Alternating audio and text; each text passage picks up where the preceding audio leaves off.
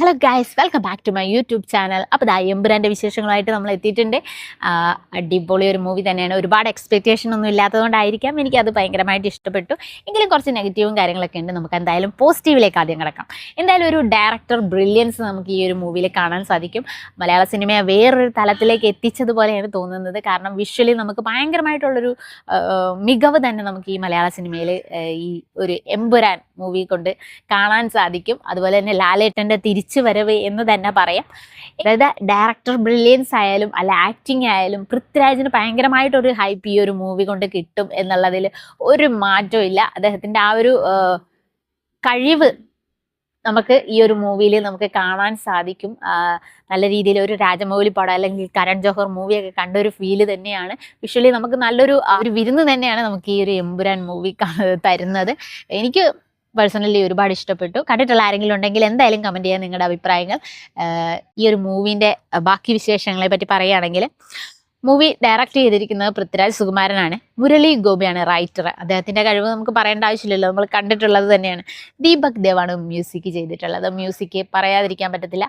ഈ ഒരു മൂവിയിൽ 2 ഫൈറ്റ് സീനുകളൊക്കെ ഉണ്ട്. അതിഗംഭീര ഫൈറ്റുകളാണ് കേട്ടോ, പറയാതിരിക്കാൻ പറ്റില്ല.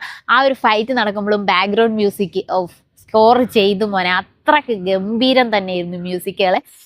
അതുകൊണ്ട് Deepak Dev hats off U.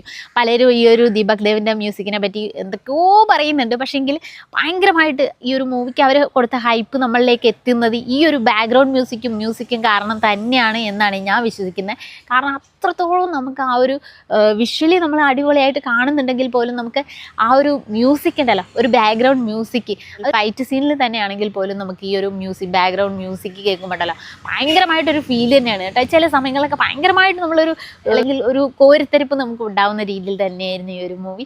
അതുപോലെ ആന്റണി പെരുമ്പാവൂരും അതുപോലെ തന്നെ ഗോകുലം ഗോപാലനുമാണ് പ്രൊഡ്യൂസേഴ്സ്. അജിത് വാസുദേവാണ് സിനിമാറ്റോഗ്രാഫർ. അഖിലേഷ് മോഹനാണ് എഡിറ്റർ. അടിപൊളി ഒരു ദൃശ്യവിസ്മയം തന്നെയാണ് ഈ ഒരു മൂവി. കണ്ടിട്ടില്ലാത്തവർ എന്തായാലും തീർച്ചയായും തിയേറ്ററിൽ പോയി കാണുക. കണ്ടവരെന്തായാലും കമൻറ്റ് ചെയ്യണം കേട്ടോ നിങ്ങളുടെ ആ ഒരു അഭിപ്രായം. എനിക്ക് പേഴ്സണലി ഒരുപാട് ഇഷ്ടപ്പെട്ടു. എങ്കിൽ പോലും ഒരു പൊളിറ്റിക്സും കാര്യങ്ങളൊക്കെ കുറച്ച് കൂടുതലായിട്ട് ഈ ഒരു മൂവിയിൽ നമുക്ക് കാണാം. നമുക്ക് അങ്ങനെ ഈ പൊളിറ്റിക്സും കാര്യങ്ങളൊക്കെ നമുക്ക് കുറച്ചെങ്കിലും റിലേറ്റബിൾ ആയിട്ട് ഫീൽ ചെയ്യും. എന്തായാലും കണ്ടു നോക്കുക. മഞ്ജു വാര്യറിൻ്റെ ക്യാരക്ടർ ലൂസിഫറിൽ നമ്മൾ കണ്ടിട്ടുണ്ടെങ്കിൽ പോലും അതിലും അതിഗംഭീരമായിട്ട് തന്നെയാണ് ഈ ഒരു എമ്പുരാനിൽ നമ്മുടെ മഞ്ജു വാര്യർ പ്രിയദർശിനിയായിട്ട് ജീവിക്കുകയായിരുന്നു എന്നാണ് എനിക്ക് തോന്നിയിട്ടുള്ളത്. ഭയങ്കര ഒരു എന്താ പറയുക, തീ പാറുന്നൊരു അഭിനയം തന്നെയായിരുന്നു. കുറച്ച് ചില സീക്വൻസിലൊക്കെ എനിക്ക് ഭയങ്കരമായിട്ട് രോമാഞ്ചിഫിക്കേഷൻ വന്നതുപോലെ തോന്നി. ആ ഒരു പ്രസംഗം കാര്യങ്ങളൊക്കെ ചെയ്യുമ്പോഴത്തേന് മഞ്ജുവിൻ്റെ ക്യാരക്ടർ പറഞ്ഞ പോലെ തന്നെയാണ് ബൈജുവിൻ്റെ ക്യാരക്ടറും എനിക്ക് വളരെയധികം ഇഷ്ടപ്പെട്ടു. അദ്ദേഹത്തിൻ്റെ ആ ഒരു ആക്ടിങ് സ്കില്ലൊക്കെ നമുക്ക് അറിയാവുന്നതാണ്. എങ്കിൽ പോലും ഭയങ്കരമായിട്ട് ഡീപ്പായിട്ട് ആ ഒരു മൂവിയിൽ പുള്ളി ജീവിക്കുന്ന പോലെയാണ് ഫീൽ ചെയ്തിരുന്നത്. 2-3 സീക്വൻസിലൊക്കെ നമുക്ക് ചിരിക്കാനുള്ള വകുപ്പൊക്കെ ഉണ്ട്. എങ്കിലും ഭയങ്കരമായിട്ടുള്ള ആ ഒരു എന്താ പറയുക, അടി കുറച്ച് ഫൈറ്റും കാര്യങ്ങളൊക്കെ ഉണ്ടെങ്കിലും നമുക്കത് കണ്ടിരിക്കാൻ തോന്നുന്ന അല്ലെങ്കിൽ നമ്മളെ ഭയങ്കരമായിട്ട് ത്രില്ലടിപ്പിക്കുന്ന രീതിയിൽ തന്നെയാണ് ഈ ഒരു മൂവിയുടെ ഒരു പോക്ക്.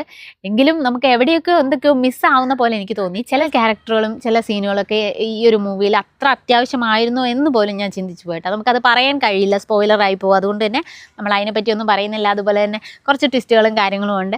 നമ്മുടെ ആന്റണി പെരുമ്പാവൂരിൻ്റെ മോനെയൊക്കെ നമുക്ക് അടിപൊളിയായിട്ട് തന്നെ അവരൊക്കെ ഈ ഒരു മൂവിയിൽ എത്തിയിട്ടുണ്ട് കേട്ടോ. നന്നായിട്ടുണ്ട് എന്ന് തന്നെ പറയാം.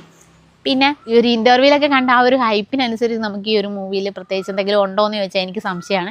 ഇതൊക്കെ എൻ്റെ മാത്രം ഒപ്പീനിയനാണ് കേട്ടോ. നിങ്ങൾ കണ്ടിട്ടുണ്ടെങ്കിൽ നിങ്ങളുടെ ഒപ്പീനിയൻ എന്തായാലും കമൻറ്റായിട്ട് അറിയിക്കുക. വീഡിയോ ഇഷ്ടപ്പെട്ടെങ്കിൽ ലൈക്ക് ചെയ്യുക, ഷെയർ ചെയ്യുക, കമൻറ്റ് ചെയ്യുക. പുതിയൊരു വീഡിയോ ആയിട്ട് നമ്മൾ വീണ്ടും കാണുന്നതായിരിക്കും. അതുവരെ ബൈ.